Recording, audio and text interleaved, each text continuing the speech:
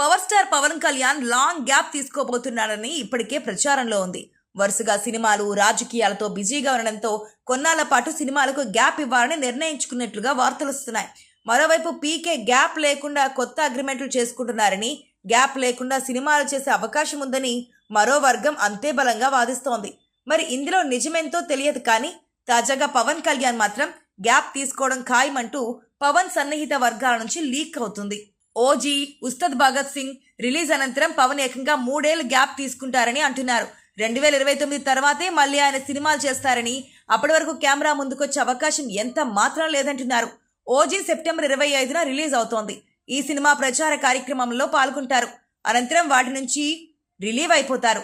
మరోవైపు నెల రోజుల్లోనే ఉస్తాద్ భగత్ సింగ్ షూటింగ్ కూడా పూర్తవుతోంది. ఈ సినిమా కూడా వీలైనంత త్వరగా రిలీజ్ చేయాలని హరీష్ శంకర్ సన్నాహాలు చేస్తున్నాడు. వచ్చే ఏడాది ఆరంభంలోనే ఉస్తాద్ భగత్ సింగ్ రిలీజ్ ఉంటుంది. అనంతరం పవన్ చేయాల్సిన ప్రాజెక్టులు కొన్ని ఉన్నాయి.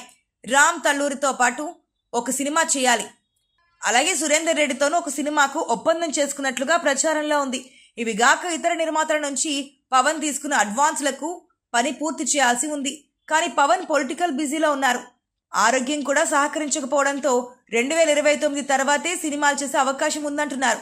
అజ్ఞాతవాసి తర్వాత పవన్ కళ్యాణ్ 3 ఏళ్లు గ్యాప్ తీసుకున్నారు. అప్పటి నుంచి ఏకధాటిగా సినిమాలు చేస్తూనే ఉన్నారు. సాధారణంగా పవన్ సినిమాలు వేగంగా పూర్తి చేయరు. ఏడాదికి ఒక సినిమా కూడా చేయరు.